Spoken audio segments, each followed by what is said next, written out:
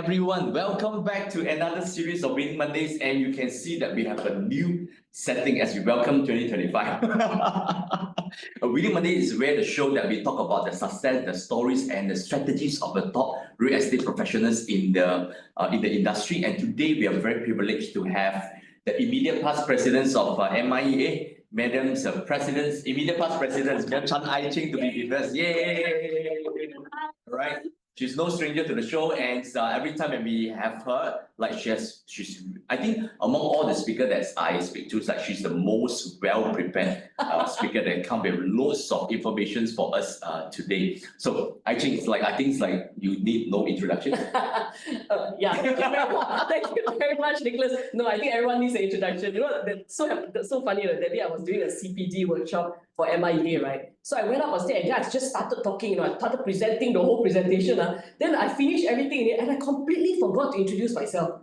Everybody's wondering who am I, So you want to take a privilege to also reintroduce yourself now? Okay. So then when the second segment came on, then after that the speaker introduced himself. Then I said, oh yeah, I forgot to introduce myself. Then only the speaker said, okay, why don't you introduce yourself? Okay, it's good. Now we give you like 1 minute to introduce. Okay, I've been in real estate since 1999. I started as a negotiator, just like most of our agents today. I did transactions, I did rentals, I did sub-sale, I did industrial, a bit of commercial, and then I also went into projects. So after all that, then after, in career progression, I also went on to contribute and serve in MIEA. So that's where I think the most of the impact that I've done for the industry is felt there, because I served as SecGen and then became the president-elect and then president, and now of course I'm taking a breather by being the immediate past president after serving so many years. After the end of this year, it'll be 12 years already, of service and contribution to the real estate fraternity. And of course everyone says like doesn't get not a paid job to do this, but I think that at a certain point in your life when you've done when you've made money from the profession, I think it's good to give back. And I think the learning that I've done over the last 10 years, 12 years, contributing and serving, I think those values that I've, the abilities that I've gained, I think is carrying me through. I think the rest of my, my real estate journey. So there's more to come. Wow, impressive. And also one thing that you forgot to mention, yes. You are also the Real Estate Agents of the Year. Yeah. Thank you. Yes. Awarded by the board, yeah, yes. That was to me, I think that was it's a good record on it's a good testament of the efforts that I put in for the fraternity. So it wasn't an award given because you're a top agent or you close so many deals or you're this and that. I think it's more of the contribution. Yeah, it's the recognitions and the honor for what you. Thank you. Yeah, so that's why I'm actually. It must be mentioned. Yes. And today we talk about negotiation. I think early in the morning we already started the negotiation. We're supposed to have a different background, and then now it's like we moved to a new settings and all. Like I negotiate whether I think I actually don't need introductions, and now they need an introduction. Every day we negotiate. She won the negotiation hands down. Oh no, I didn't. Yeah. So what are some of the things that you would like to share with us this morning? Today, actually, in regards of I think today's topic we talk about gearing up for 2025. That's one of the important things, like why negotiator is called a negotiator. All right, and also how we negotiate the contract and make and receive offers. I think we have a lot to talk about, and I think I should share that we can probably only cover some of the things that you have prepared. But let's bring it on. Okay, thank you very much, Nicholas and William. It's very nice to be sitting in between. I decided to dress in black also, so we all match. Yeah. All matching. Okay, so when I was given this topic, I was thinking, okay, what do we talk about in negotiate contracts and make and receive offers? Actually, it's a huge subject matter. Okay, first I must qualify myself. I'm not an expert negotiator, okay, but I feel that I've done for many years. So negotiation is very interesting and it's something that I like. And it's not like something I do all the time because it really requires work. Some people say, does it come naturally to you? I think the question is not really. It is you really have to engage all your senses, all your being, and then you have to observe your eyes and your ears and everything, and then only you can negotiate well. So it's not something that, if I'm just sitting down with Nicholas, every time I'm negotiating, I'm putting all my antennas out. No, I think that's not what we do. But for that moment in time, That's where we engage all these faculties lah, to put into action lah. Like I Right. said, I take up the thought lah. Yeah. By the way, Cheng is our Ignite trainer, and especially on this topic, negotiate contracts. Yes, I hope everyone has enjoyed my session, those who have attended. Okay, so what I wanted to share, the first point is, I think we negotiate every day. Like, Yeah. I think, Nicholas, you mentioned Started it. that. Every day we're negotiating, especially when with our children, I always say with my daughter, I tell you, nowadays the younger generation all want to play computer, always on the phone, and they feel like I think the online world seems more real than the physical world to them. They're more addicted in the online worlds. Yeah. Yeah, their friends are more online than offline, They don't want to hang out with their friends. They say hanging out is hanging out online, So so we are living in a very different world. So I got to go and negotiate with her, sometimes some offline time, do this, do that, and all that. So it's a constant thing that we do every day.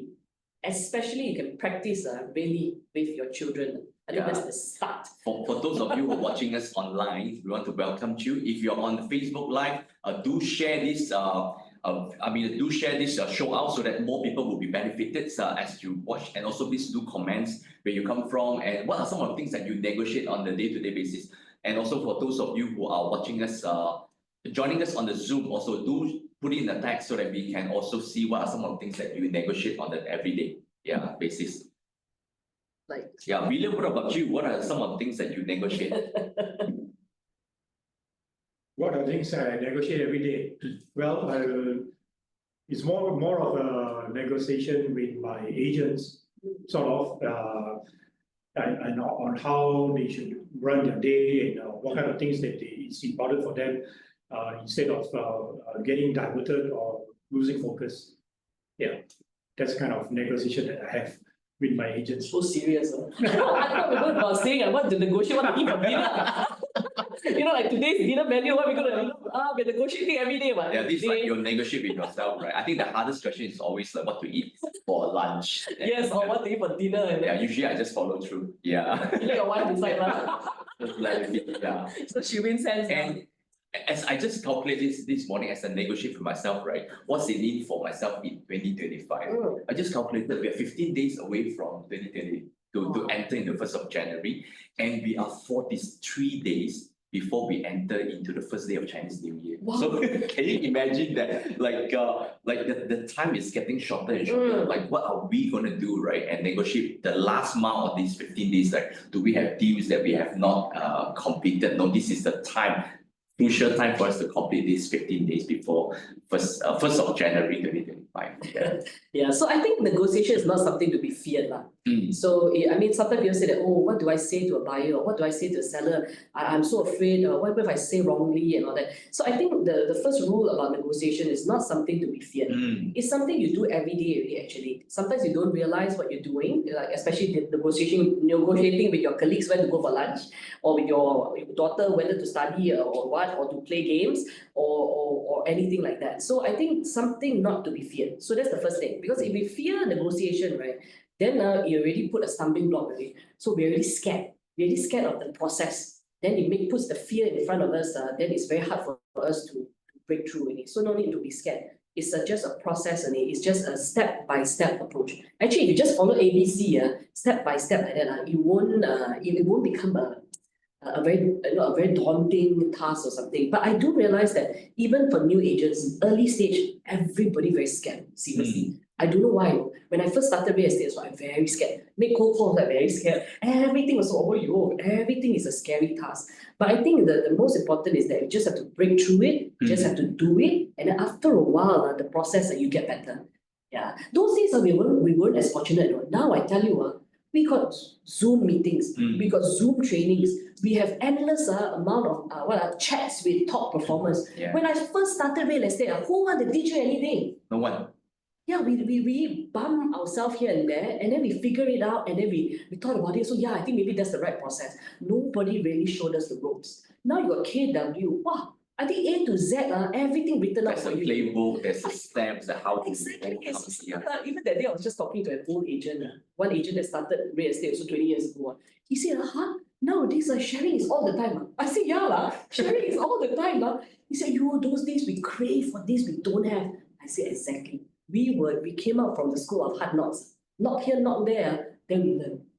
Yes, it's still the best way to learn. Yeah. Okay, so a little bit about real estate, why we are called negotiators. Some people are thinking that actually how this word came about.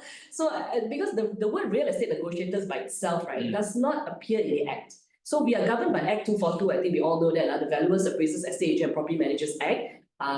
So that one did not mention the word negotiators in there. Okay, so negotiators is only mentioned in the Malaysian estate agency standards. There's a whole standard dedicated to negotiators. We call it standard number 2 on negotiators. So that's where the word negotiator came in. Okay, so negotiators were given a bit more prominence in about 10 years ago when they did a certification exercise for real estate negotiators. So this RAN tag that you have, right, only came about some 10, 11 years ago. Okay. Before that, negotiators were known as negotiators, but they were not in a way officially with a RAN tag, with a board with your name, all that printed and all that. No. So this was it's a recent phenomenon. So not recent really, 11 years already. So it's a very good initiative by the board. At least it made the profession that bit better. Yeah, sometimes being known is already one step. Okay, so don't mind me just give a bit of housekeeping matters. Because as a real estate negotiator for renewal, for next year 2025, the board has actually came up with a few new criteria, which is one of them is, of course, you have to do your RRP before 31st of December. And the second thing is that you need to do a non-bankruptcy search with the e-insolvency department. So of course there were a lot of MIEA also raised concerns and said that if people are honestly trying to cari makan and they are unfortunately in this bankrupt status, right, what to do? So after all the appeal, we're very happy that the board on the 13th of December actually issued a circular and said that yes, there are ways that this bankrupt status can continue to become real estate negotiators. They just have to produce one of these 4 documents. So take note, if any of this applies to any one of you or your friends, please take note that the latest notification, 27/2024, dated 13th of December, right, has already addressed it. So we are very happy that the board. So in a nutshell means they are allowed. Yes, even those I was once a bankrupt. Yes, or you are still. You are still. Yeah. Right, so I'm eligible still become a correct. You just need to produce one of these 4 documents, which is actually quite simple to get from the insolvency department. So because we realized that, we were saying that, hey, seriously, people are trying to earn a living to pay back whatever that was due and things like that. So if you stop people from working, how are you going to do that? Yes, exactly. So I'm very happy that this is implemented, right? So that we don't stop anyone who has a strong desire to even make a comeback, right? Correct. Okay, and then the other thing is about the elevating of real estate negotiators level also. That's why the board came up with minimum SPM certification. Even the NCC now requires an assessment, online test. So I think those although it's very simple in my view, and almost 100% pass rate, but still it's a process and an exercise to get the students engaged. Because at the end of the day, the profession, as in the regulators, are interested in ensuring that the real estate negotiators that go out there to represent the profession, represent buyers and sellers, landlords and tenants and all that, they are well aware of what is required to do this business.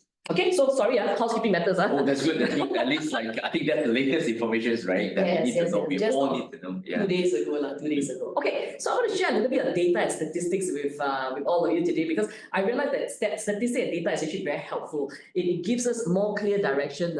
What is it that people are looking for? What is it that people want? Things like that. Okay, so I got this data from NAR. So NAR is the largest real estate association in the world. They have a few million members, right? So they did, especially in the US, so they did a survey on home buyers and sellers, right? And they did a generational trend, that means if the buyer is 25 years old, 34 years old, 44 years old to 50s or 70s, what is it that they look for in an agent? So if you look at it, if you look at the data that I'm sharing, right, actually not very much different between the ages. But the top 2 points that the buyers want most from you as a real estate agent, real estate negotiator, probationary estate agent, right, is to help them negotiate the terms of the sale and help with the price negotiation. Yeah, these are two main things. Yeah. The rest will help with paperwork, this and that. But the main 2 things that the buyers really want our help for as agents and real estate negotiators is to help to negotiate the terms. Interesting, right? Yes. So one note here, as you said, this is from NAR, NAR, yes. the American market. Do you think it's same here in Malaysia? I think buyers all around the world are about the Yeah. same. Yeah. I think human beings, as a general rule, right? I think we have certain things that cross Cross culture, cross borders, cross race and everything, and we're generally the same, anywhere around the world. So I believe buyers in Malaysia also wants the same thing. Of course, the rest of the information all is very well financing. Yeah, I think of myself as a buyer. Yeah. That's, I definitely need good agents able to negotiate a good pricing for me. Yes, correct. Yeah, and also the terms. I don't want to even. No, it's so depressing to look at all the terms and the papers and all. So if an agent can really work up with the lawyer and just give me a summary of the whole things, Yeah. that's the best. Correct. Because sometimes I think the paper itself, the form itself, I want to fill up, also it's a fear factor already, because some people say, what am I signing? Yeah, Why I remember just sign here, sign here, then it's a bit scary. Yeah. So that's quite interesting. And then there's another chart that they say, what are the benefits provided by real estate agent during the home purchase process? Again, negotiated better sale contract terms and negotiated a better price is also on the upper ranks, no matter what the age group. Sometimes we think that, don't you think the older people maybe don't need our help to go and negotiate price, negotiate because they know what to do, right? But I think that the data is actually telling us that it didn't make a difference. I thought it would be very different. Like nowadays, probably younger generations say, they need less of the third parties, right? They want to deal direct. So that's why there are more and more platforms that actually go direct to the buyer. Wow, that's a topic for another. That's a topic for another. They're very controversial one. If you want to hear MIEA's views, we have a lot of things to say about this. So we know that that's the next show for this. Yeah. Okay, so when we talk about negotiating, right? So earlier they mentioned two things, right? They want the terms of sale and they want to help to negotiate the price. Okay, so let's talk about price first now. So negotiating price. So let's just go to the first thing called total versus PSF. Okay, total versus PSF. Okay, maybe I should not share screen all the time, right? Because our look will be very small. How do I? Yeah, I think it's fine. Yeah. Oh, stop share. Okay, all right. So let's talk about price in terms of total price and PSF price. Okay. Many years ago, I did one transaction. It was industrial land in Bukit Raja Industrial Park. Okay, so this owner had two parcels there. One, he has a factory on it. The other one was a vacant piece of land. So I'm always the one renting out their built portion, but the back portion was always their expansion plan. But then the owner decided, hey, I don't want really why don't you just sell it off? Okay, so I put my signs and all that, and we got inquiries. So at the time I asked the owner for the copy of the title. So the title said the land was, I can't remember the size. I think it was 3 acres something.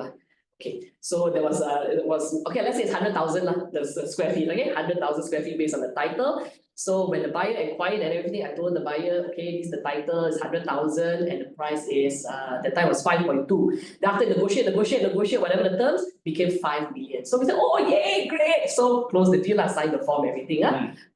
Then I wasn't very specific in that offer. Yeah. So then, now I realize that in hindsight, so what happened was, the buyer said, hey, I look at the land, I don't think it's 3 acres. I don't think it's let's say, not say 3 acres, it's not 100,000 square feet. Huh? I said, Mr. Buyer, I've already shared with you the title, and the title is based on the QS survey and everything, land surveyor. So then there should be, the size should be there. No. I want to do my own land survey. See, macam ini before signing SPA, it's just at the agreement to purchase level. So then I was thinking, wow, got such thing or not? I said, okay, go ahead. So he went and did his land survey, okay? And then the land surveyor came back and said the land was 99,950 square feet, not 100,000 square feet as what you told me. So then I said, okay. I said, but the land was sold to you based on 5 million. No. That's not fair to me. Yeah, because the 5 million I paid was for the 100,000. Now the 5 million now is 99,950 square feet, is 50 square feet short, right? So I don't want to pay for that 50 square feet. Wow. So then I said, wow, like this, You know what I mean? Like, hey, now we already agreed the price. Right? The titles I give you already. Now you're telling me you want to do your own land survey and then you found out the land was 50 square feet short. So what do you think you did? What would So what would you do? What would you do if the buyer came back to you and tell you, hey, actually you did your land is 99950 not 100 square feet. Well, this is all part of the negotiation tactic lah. I just want to discount only lah. Yes. So at the end of the day, it was a matter of pricing lah. So then, of course, I had issues because the owner said, hey, I agreed to 5 million. I didn't care what I already gave the title, how I know this and that, whatever. So I said, this is the price I'm selling. So the seller wasn't going to budge. Then the buyer said, I'm not going to pay that 50 square feet more, you know. So then, at the time I was a bit, so I asked the buyer, so what do you want to do? Yeah, I said, one. no, okay, so the owner's not going to budge. You want to, and I tell you, I think the difference at that time, maybe it wasn't 50 square feet, I was very little. I know the difference was only about 3 to 5,000. For an industrial land, actually it's nothing. If today, if it was me today handling this deal, I will handle it very differently because I now know this buyer is just trying to be funny, right? So, but that time I didn't know. So I was blur case. So I asked the buyer, so what do you want to do? He said, no, it is a matter of principle. I cannot pay more than what my land size is. So I will pay you 4.99 whatever minus the 3 to 5,000 difference. So then I said, then who's going to pay the 3 to 5,000? Yeah. Say maybe you as the agent, maybe you can pay absorb it, I can absorb it so that the deal can go through. After all, it's 3 to 5,000. Your fees for the 5 million transaction is more than that. Then I was thinking to myself, wow, so for you it's a matter of principle. But for me, it's a matter of principle that you load that responsibility to me as the agent to pay the difference. So, but at that time, I was thinking to myself, okay, I don't count so much, but I was a sour grape, I must say. So you absorb it. I absorbed it. I was a sour grape. I never spoke to the buyer again. But the buyer was a big time investor and a big company even until today. So at that point in time, I was very uptight because I was very upset about this situation. Why is it that I am the one to absorb it when it's not my issue, right? And I didn't know how to negotiate so well at the time. So I lost the customer in a way because I didn't want to talk to him. He called me, I don't want to pick up the phone. Can you imagine? You lost the deal. No, the deal went through. Okay, all right. Went through. You lost the customer. I lost the customer because of my how to say my in a way stubbornness or can say that I cannot let it go.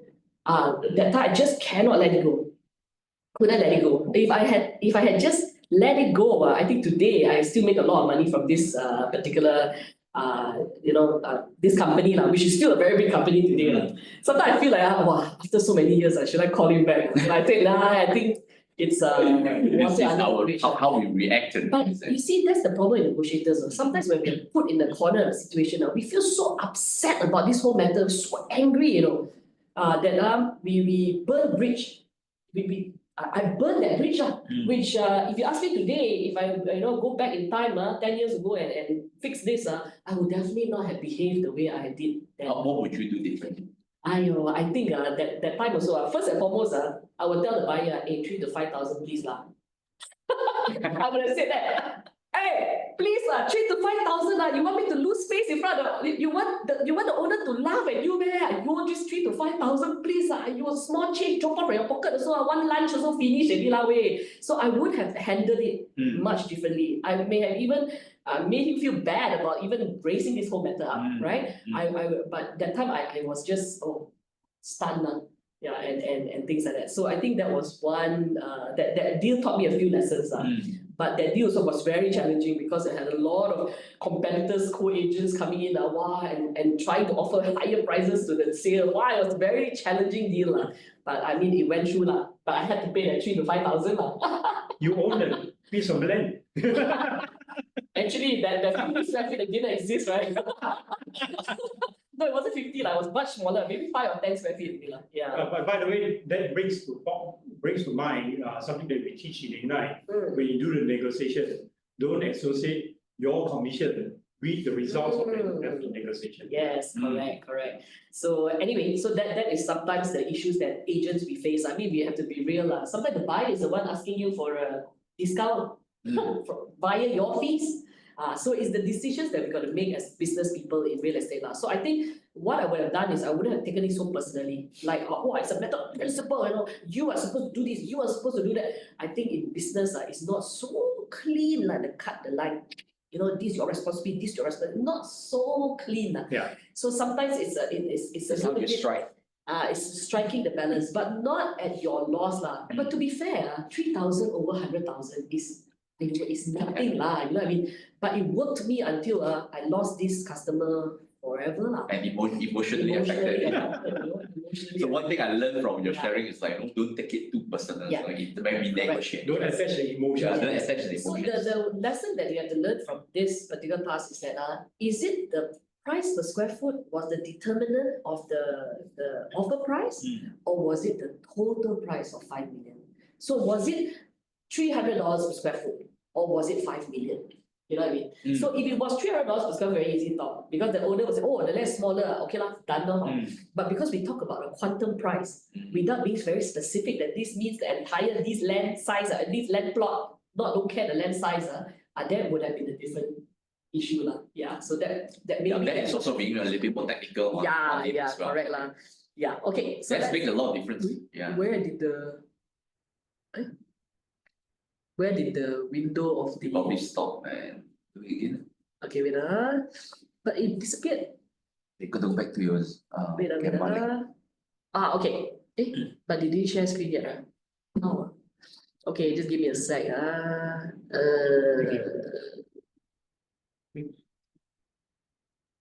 Share desktop. Okay, so I share this other.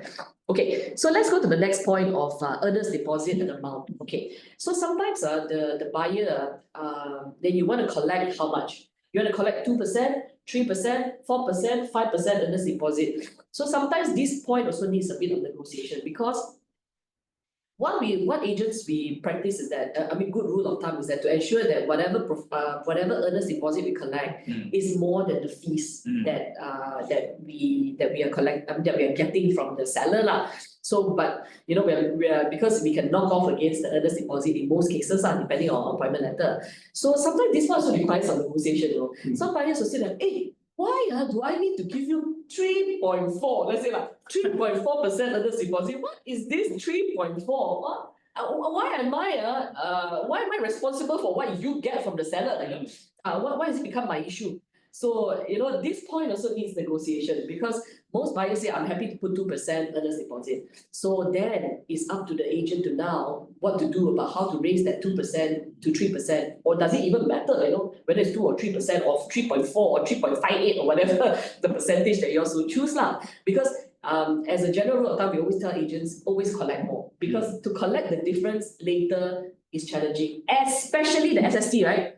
Wow, SST is our biggest negotiation issue with owners also today. Yeah. So any tips for the agents who are watching us today? So when it comes to earnest deposit amount, whether it's 2%, 3%, actually to the buyer, Mr. Buyer, if you're really interested to buy this property, this 1% difference is nothing. Finally, also you'll be paying 100% of the purchase price, right? So if the owner sees that, wow, this buyer put up a higher earnest deposit, it shows you are more genuine, more sincere, and therefore they'll give your offer a higher chance than others who just talk only and don't even come up with any money, right? So I think it's a bit of that. But if you tell the buyer, hey, Mr. Buyer, I need to collect 3.5 because later on this will be converted as my fees. Then the buyer will say, that, am I here to help you? Sure not going to give you. The buyer will be thinking that, hey, I'm not here to help you, okay? I'm here to buy the property. This has nothing to do with me. Why you're imposing your conditions on me, right? So we have to turn it around and make it in such a way that whether it's 2 or 3%, whatever, or 3.5 or 4%, whatever the case may be, actually really it doesn't matter if you're really keen on this property, Mr. Buyer. Actually, we can make it as part of the term of sale, because we would have already got the consent from the seller that we can charge 3.4% on the earnest deposit. So this is part of the terms of the negotiation, terms of the sale. Yeah, We don't have to say it is part of our fee lah, or whatever. We don't have to go through that. yeah, never say that, Never, this Never. ban on that. Never, because nobody really cares about us. Let's be honest here, Yeah. nobody cares. And as we negotiate, I think it's one point I derived from what we have just shared just now is like, what's in need for them? So we Yeah. put ourselves on their shoes, right? In their shoes is what they as a buyer want to hear. So we have to like. Yeah. Yeah, we can always say that this is what the seller wants. Correct. Yes. Yeah, so the seller dictated that in our appointment letter, that the seller said that he wants a 3.5% earnest deposit. That's what he wanted. So we're just following his his request. And that was because he wanted to make sure that whatever offers he received is a sincere and genuine offer. And if I look at you, Mr. Buyer, you are definitely not somebody who play around. You are a serious buyer. You are, the kind that makes decision and make it sharp. So I think this is just one of the terms. So sometimes you got to, put some back and forth a little bit and make them own up to it. Okay, so I think that the amount, number one. Then the second one is where to put the money. So I want to put the earnest deposit with my lawyer. Or the buyer may say, the owner may say that put it with my lawyer. Or the owner may say, give it to me personally. Some owners say, hey, no, I don't believe in agent, lawyer, or that. Issue the earnest deposit check to me. So then what do we do? It's another negotiation issue, actually. Because who is payable to is also a stumbling block to the transaction. Okay. Of course, some buyers say that I prefer in bigger transactions. Sometimes the buyer will say that I would like my lawyer to be the stakeholder. Okay. So in such scenarios, depending, if let's say you speak to the seller and the seller say that, yeah, I think I know this lawyer. I think if he puts the earnest deposit there with the terms already signed, it's fine. Because as far as stakeholders of money is concerned, it actually it's not really that how to say as long as it's a neutral party that's a stakeholder, whether it's a lawyer or an agent, actually it makes no difference in terms of the deliverables. That means if after you delivered, the money goes where and all that is very clear cut with lawyers or agents' client's account. The issue comes when the owner asks for the money directly to him. Yeah. That one you have to negotiate carefully, because it's not to say that, yeah, of course the money belongs to him. Finally it's part of his 100% price, isn't it? But the fact of the matter is that, will the buyer be comfortable putting the money directly with the seller straight? Even before the SPA is signed. So it isn't common, but sometimes some owners, they will do it after, They will ask the agent, yeah, you go ahead and collect the earnest deposit. After the earnest deposit comes into your client's account, then they say, now you give it to me. Oh, okay, all right. It's a back-to-back transfer. But the buyer is not aware of that. The buyer gave the earnest deposit to you as the agent client's account. He didn't say from there you can pass to the owner, right? So that's another scenario. So when it comes to earnest deposit being held with lawyers or agents, it's fine. Yeah, it's no issue. The reason why we like it held in our client's account is because at least the money we know is there, safe in our stakeholders' account. So that part of it is secure. And also because we have the mandate to offset our fees. I think that's the most important criteria from the earnest deposit. So that's the reason why. But technically, if it's going to be a deal breaker, right, especially for land transactions, if it's going to be a deal breaker, holding the lawyers is fine. Yeah, the deliverables are there, it's fine. But the terms need to be secure spelled the clearly. appointment letter clearly, then that is okay. So payable to who also is very important. And of course, when it comes to earnest deposit, what happens when? Okay, so what happens if the buyer did not sign the SPA within a certain time? So what happens to the earnest deposit? I think that is an important element of points as well. Yeah, in terms of the earnest deposit. Yeah, unless you have something to add. I think technically, money given to lawyers or even to the agencies is they are holding the money as a stakeholder until the right time to release the money. So in that time while they are holding it as a stakeholder, money belongs to nobody until all the necessary things are done. The terms of the Then the money contract will is be done. released. Yes. Accordingly. Yeah. So that's why if the seller say pay the money to me, it's a no-no.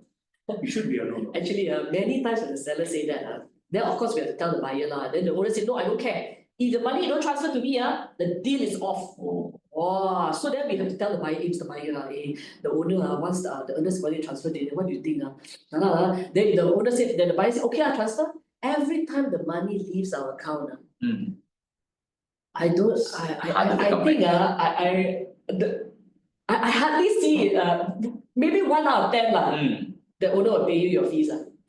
Half the time, they already have some intention that, I might delay to pay you, or I may They will not nego discount again.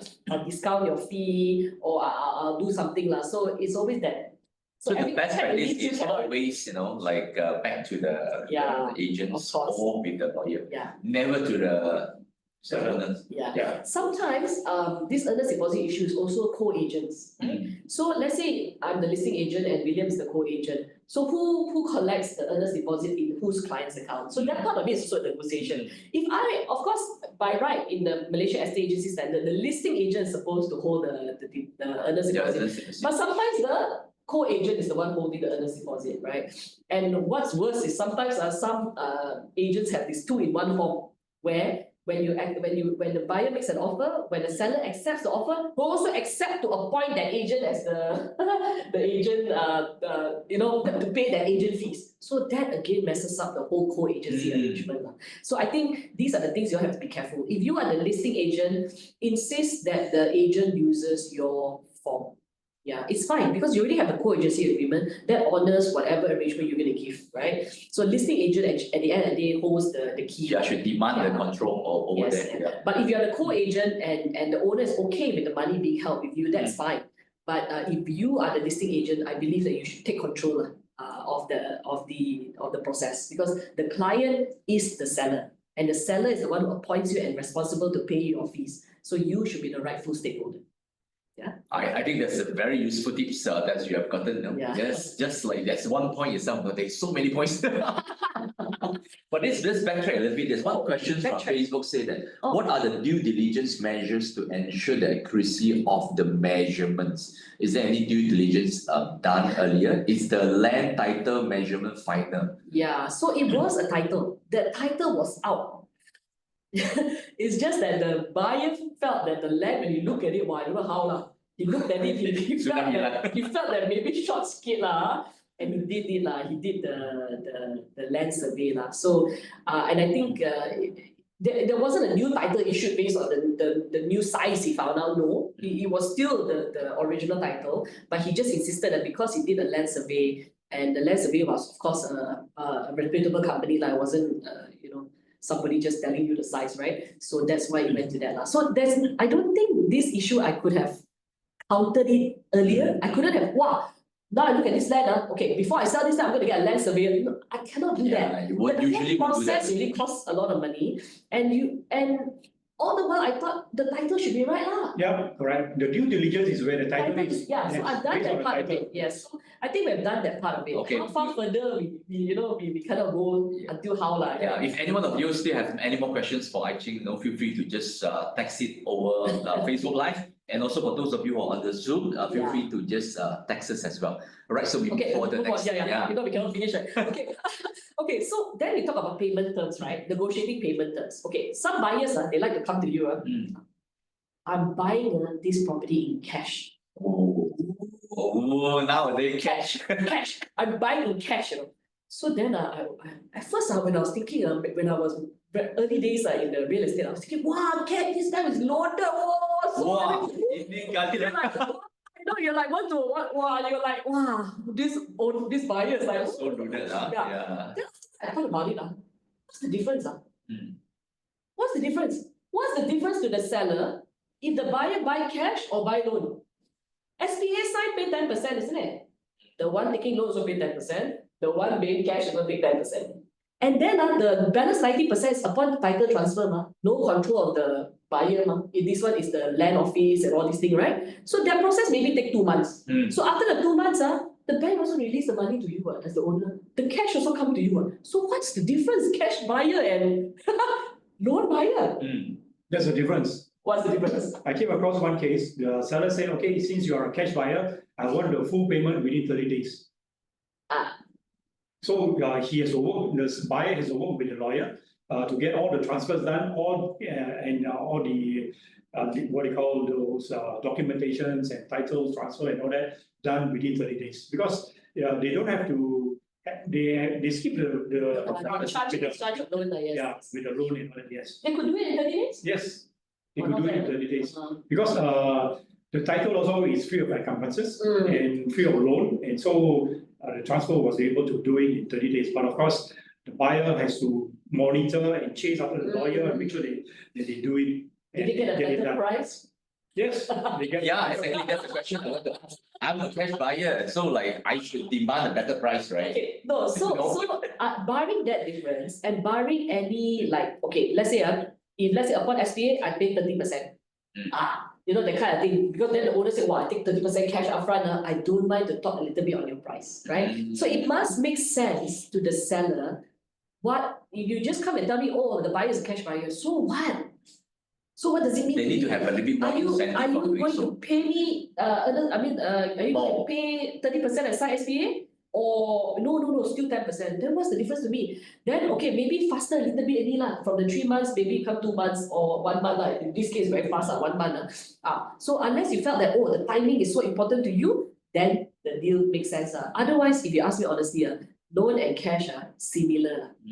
And actually, to be honest, if today somebody say I want to buy in cash, I think all of us in real estate, unfortunately, because of AMLA compliance, this is actually a big red flag.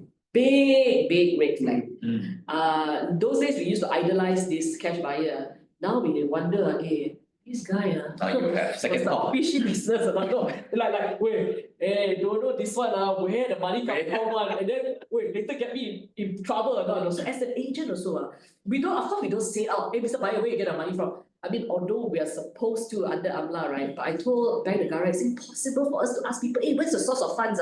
How much you earn so that you can pay this property? I know that is like an interrogation really. But one of our role as a reporting institution is that we need to report if the issue is suspicious. That means you look at this guy, maybe 25 years old, buying a $2 million property in cash.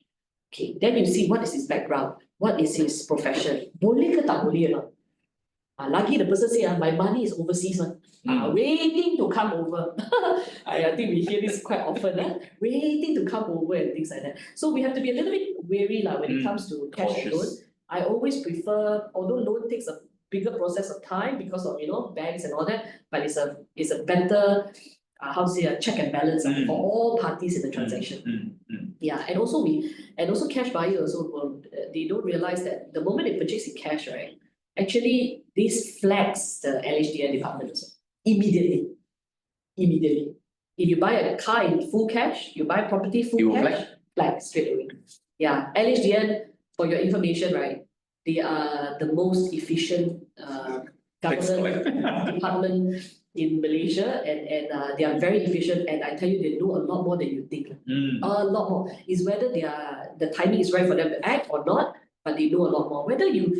They roughly know your pattern, and if they were to call you also, whatever answer you give them also, it's not the first time they've heard it. So sometimes we all like, we put up all kind of excuses, right? But they know very well. They half an eye look at us.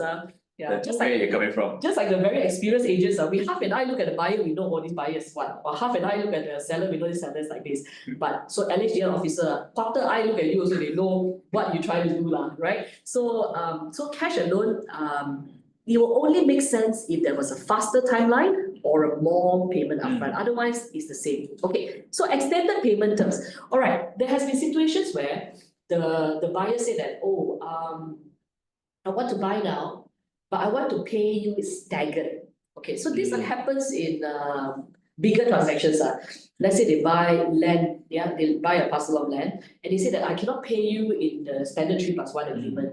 I will pay you over 1 year, or over 2 years, or over 1.5 years, or whatever, or I have a staggered payment. So first 10% here, after I secure certain things, I pay another one, then another one, another tranche like that. So that is another negotiation point also, because sometimes the owner say, "Ayo, so long, but you get the price you want.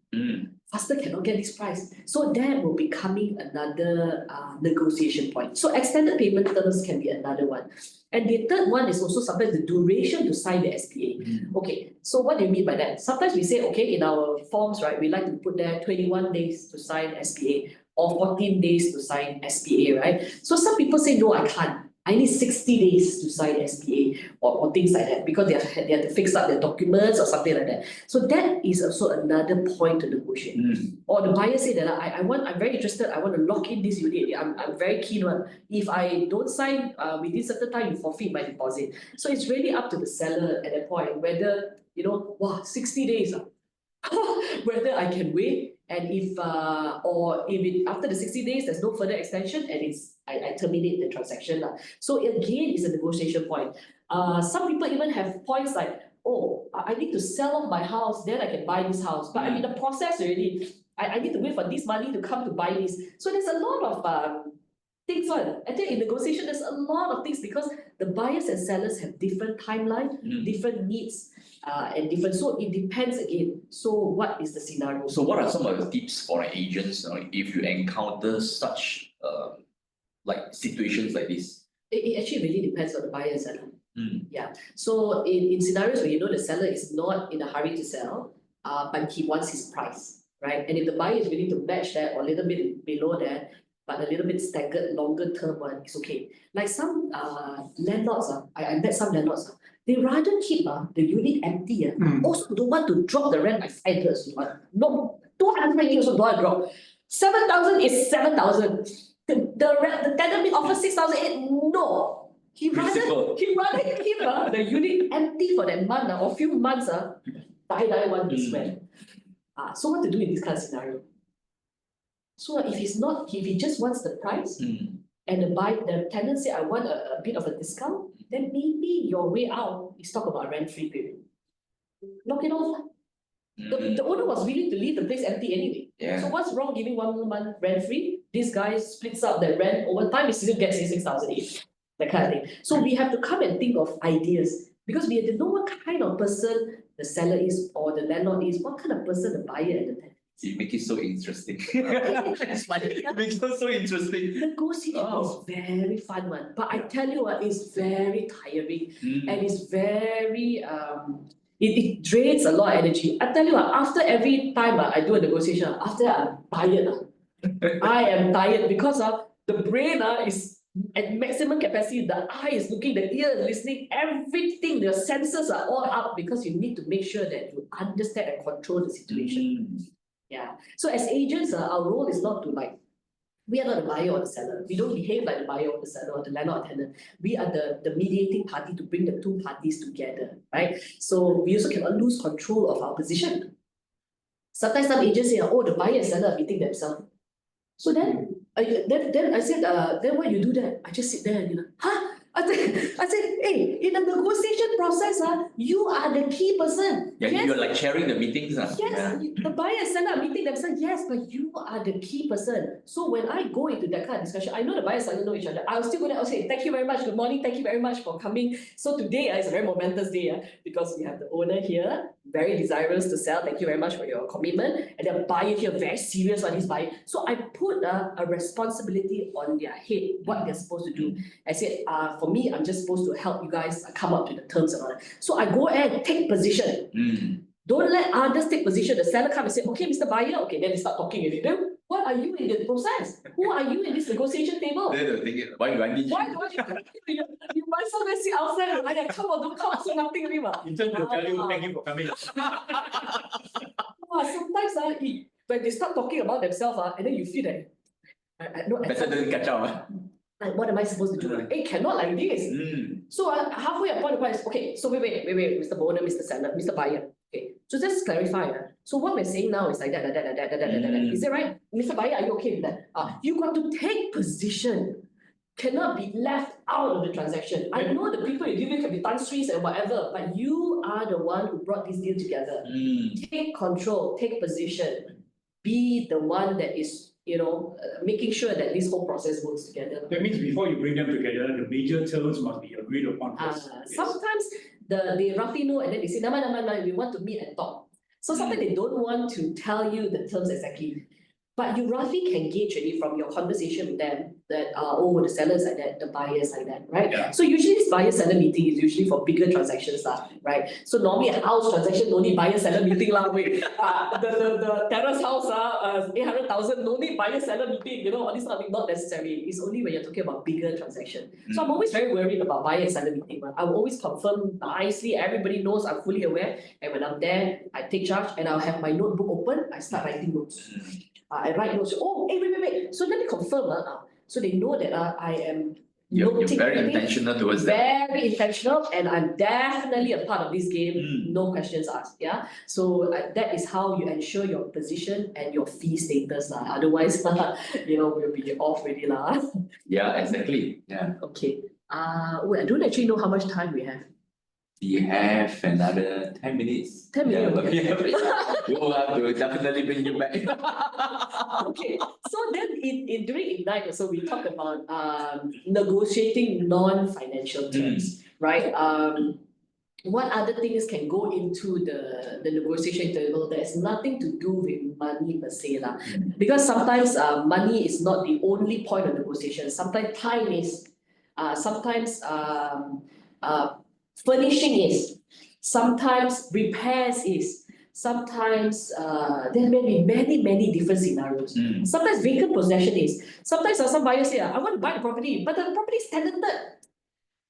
I want the tenant out, then I buy. Wow, so that is another And the contract haven't ended yet, the yes. rental agreement. So then the owner will have to start thinking, okay, if I were to get the tenant out, I got to pay compensation. Does the selling price and the compensation match or not? That means, is it worth it or not? If it's not worth it, then what lah? Or you think you can talk nicely to the tenant and then the tenant will be happy to leave? You don't know, right? The scenario. So that's another element that can be thrown into the negotiation table.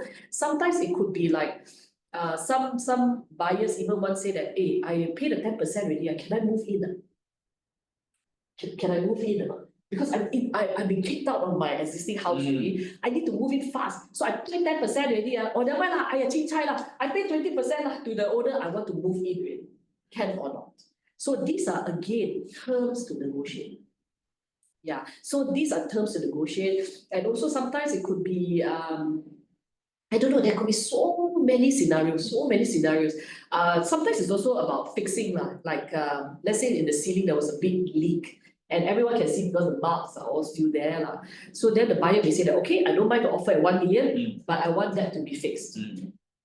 That one is fixed before or after, that's also another question. And to fix, before he hand over the unit, the thing must not be leaking anymore. And then again, if it's still leaking after that, what happens? No liability period. So maybe there is some warranty period, liability period, things like that. So there's some issues called the non-financial terms. So don't underestimate.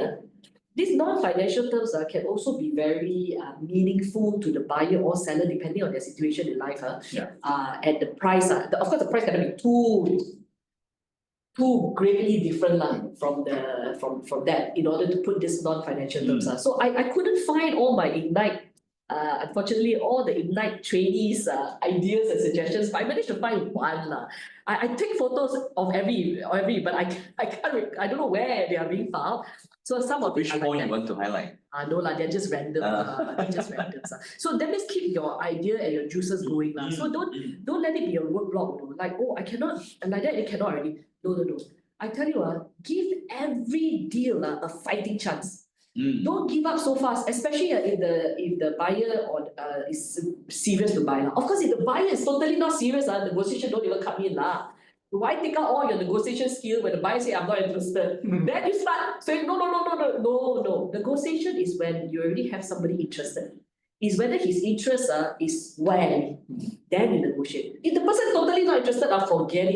He walk into the house, look like that, then he chow. Yeah, you can see from the body postures.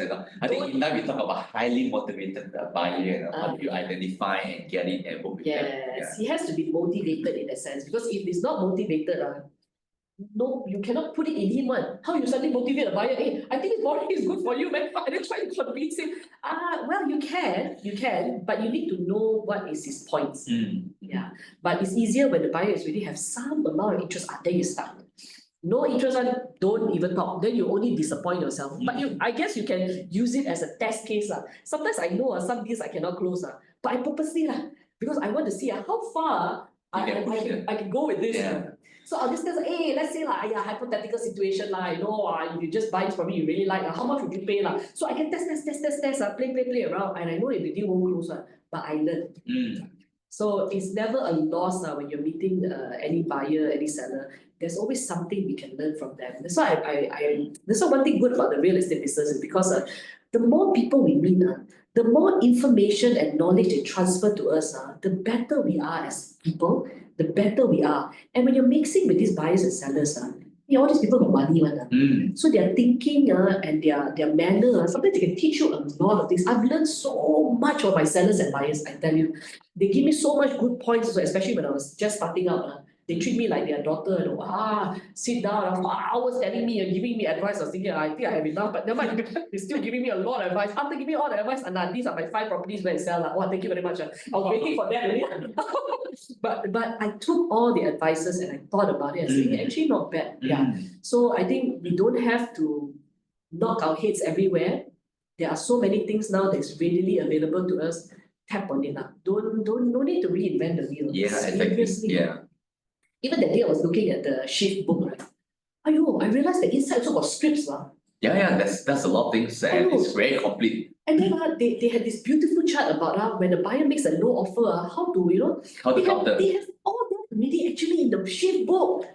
I see, if I have that 20 years ago when I started real estate, wow, I think king really at that time. That would be the series we need to go on. Seriously, I must say that the resources available, but of course we have to localize the style. Yeah. Of course, we talk very professionally.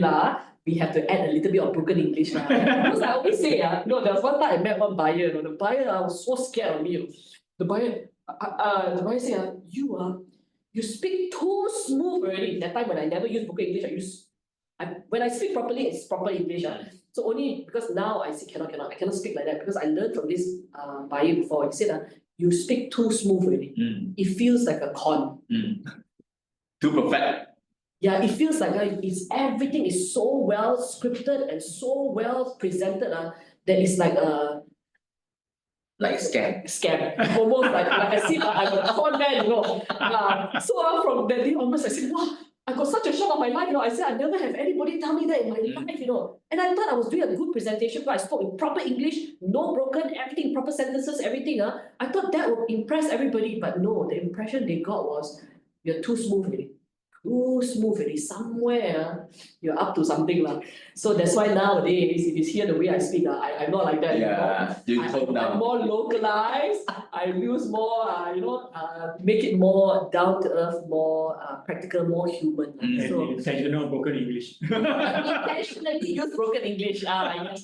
So that you make it easy for us to speak. I can imagine people actually telling me that I was such a shock, man. So I don't know what it is like for agents out there today, whether buyers also like that. But I do believe that if a person is indeed too smooth, I think we also put our guard up.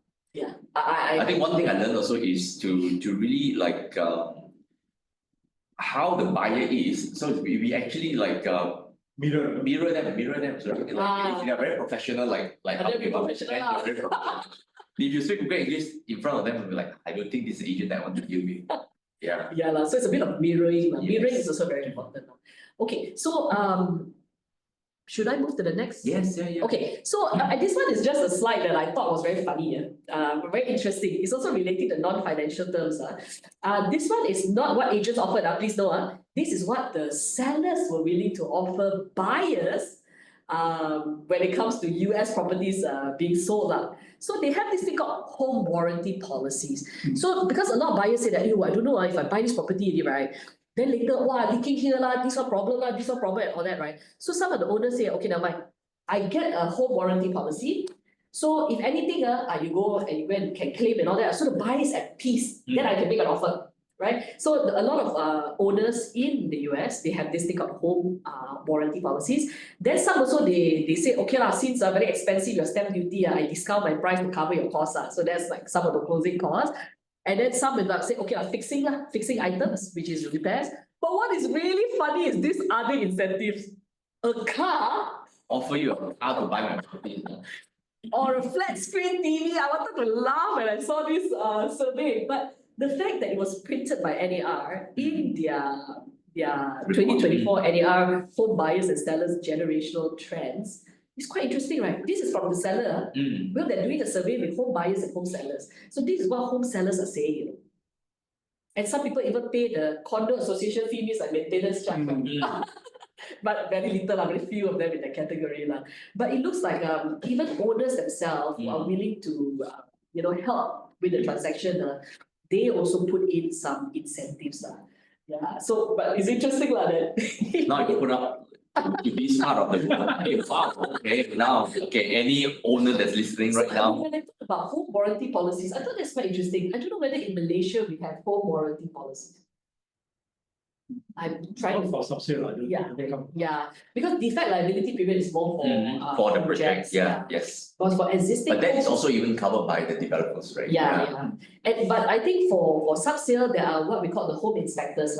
So you could, as the owner, right, to allay the fears of the buyer that, oh, I think there's leaking here, leaking there, then you can get a home inspector's report, a professional home inspector. I think, if I'm not mistaken, the Architect Association, they have these services. You pay them, then they can come up with a report, and then the buyer will feel that, okay, yeah, the house is considered okay inspected and considered okay, so that when they buy the time, they're not so worried. If not, they'll start pressing your price. Hey, this one leaking, that one, they said that I want to offer a very low price, that kind of thing. So that may be one way to counter also. So I think it's very important when we talk about negotiation. Negotiation is not all about talk. Please, there's no way you can talk yourself into the deal. Most of the time you can talk yourself out of the deal, but talking yourself into the deal is not all talk. Sometimes negotiations also don't talk so much. Yes, correct, exactly right. So it's a lot about data. Data not just about transaction data, data about the buyer, data about the sellers. What are their push and pull points?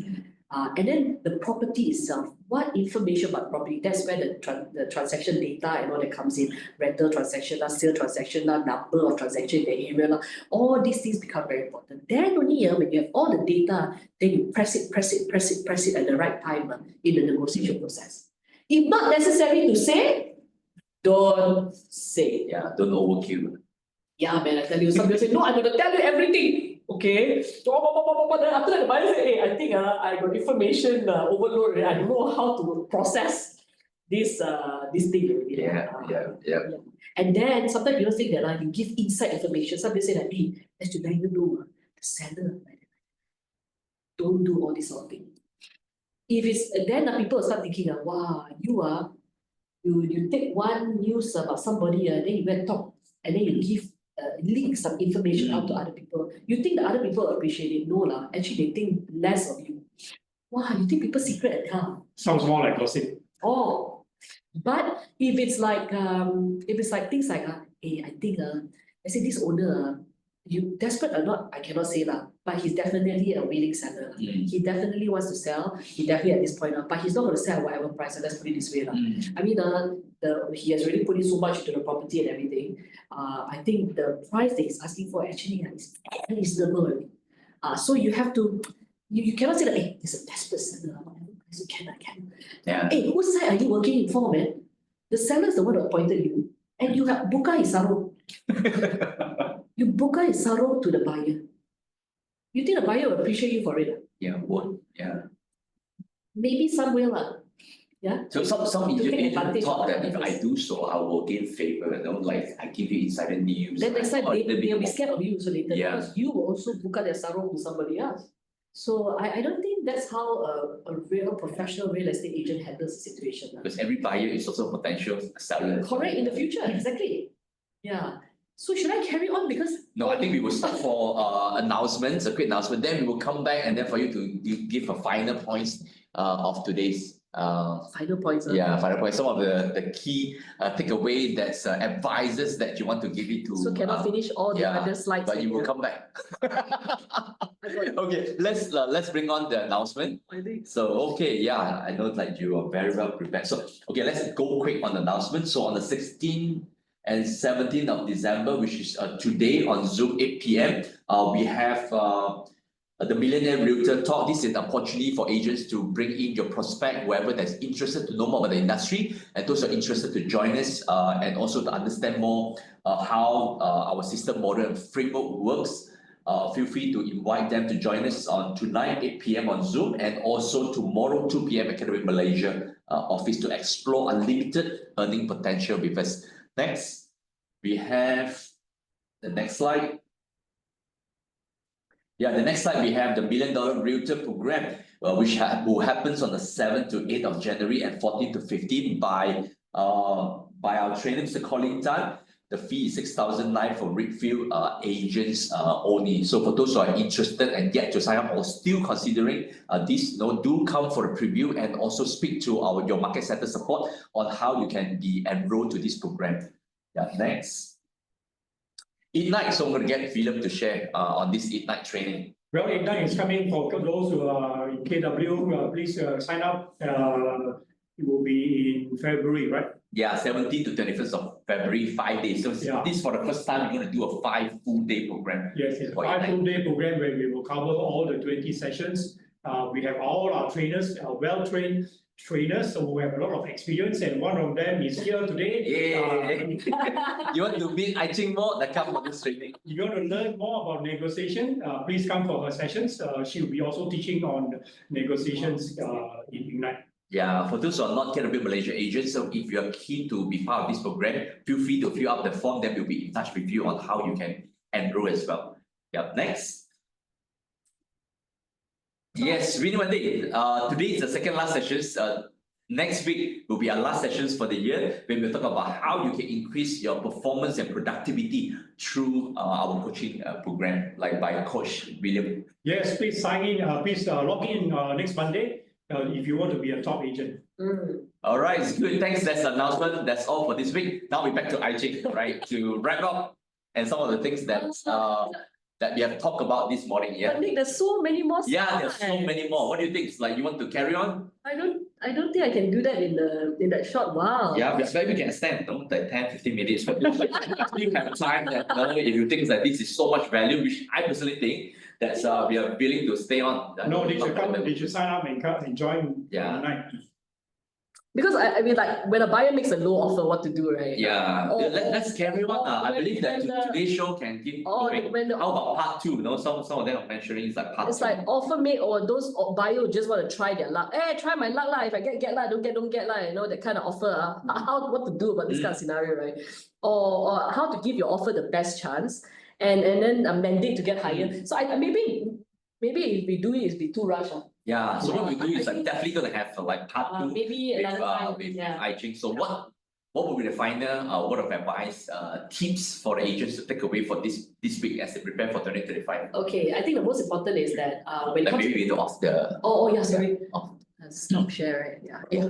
I think the most important is that when I first make the opening line is that do not fear negotiation. Yeah, don't fear this.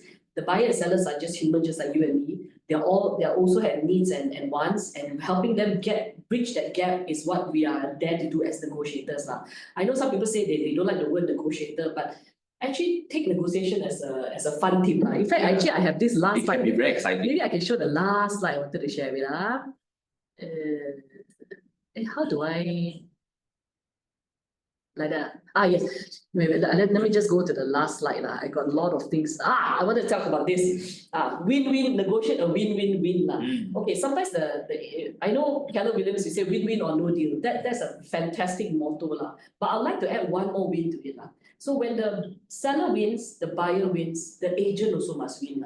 It cannot be at the expense of us that these two parties win. Then it's a win-win-lose situation already, right? So I think when you are in the negotiation game, don't always sacrifice yourself for the two. I find agents, we are like that. Because we want the deal to happen, we sacrifice our side. and then we compromise outside so that the two goes through because in the big picture, make less a bit, at least we make. So, but whenever we make decisions like that, then we're actually in a win-win-lose situation already. And I don't think Keller Williams or our belief system or the real estate profession came about to become a win-win-lose situation. Help the buyer, help the seller, but lose on our side as the agent. No, it's a win-win-win. Not necessarily that it has to be a fully win, that is why I get my full fees, you get your full price, you pay full price, everybody's happy. Not necessarily like that, but that everybody walks away knowing that we got the best out of this deal. I think that's what we can hope for. We got the best out of deals and we have given it our best. See, sometimes we fall short of giving the negotiation our best shot. We give up already. When the buyer make a low offer, you cannot already this buyer tak boleh already. Or this offer, definitely the owner won't accept. Who are you to come up with this judgment, this conclusion? Give it your best shot. Never mind. No offer, so there's a way one. That we can use the no offer to work the seller. Maybe this deal tak jalan, but now we know the seller's willingness is how much. Next buyer we close, right? Yeah. So never look at a scenario as it's lost. Throw it against the wind already. Negotiation is a game in a way. Yeah, it's a tactic, it's a game, it's a strategy, and it's a process. It's not something we overnight develop, and it's a style that we slowly perfect it over time. And different stroke again for different folks. Yeah. Serious people this way. Fast action people don't talk slow. Slow people don't talk fast, they think you're content. So a lot of different styles when it comes to closing. So negotiating. So it's not so straightforward. I cannot give you an ABC answer just like that. Because the scenarios and the situations is unique each and every time. It's a science and an art. Yeah, correct. It's really a science and an art. Yeah, it's definitely. And I definitely love what you shared that. So all your five senses are into it. Right? So if ever you see my five senses in, then you know I'm putting everything out already. But usually I'm not because it's like I said, it's so tiring. If you see me very tired already, it means I've already I came up with all methods already to get to achieve the objective I wanted. So number one, don't fear it. Number two, always give it your best. Don't prejudge any offers. Yeah, give it a go. If this is the deal you cannot close, it will help you for the next one. Then the next one you will close. All right, thank you so much. I think thank you for joining us this morning. I think we are so honored to have you, and there's so much more that you got to share, and so we really look forward for the part 2 for you to come back and share with us probably in the coming year. In 2035, we'll see you. Yeah, with that, we want to wish all of you a great week ahead and wish you a great success and winning Mondays. All right, thank you so much. Thank you for joining us in this show this morning. Thank you. Bye-bye.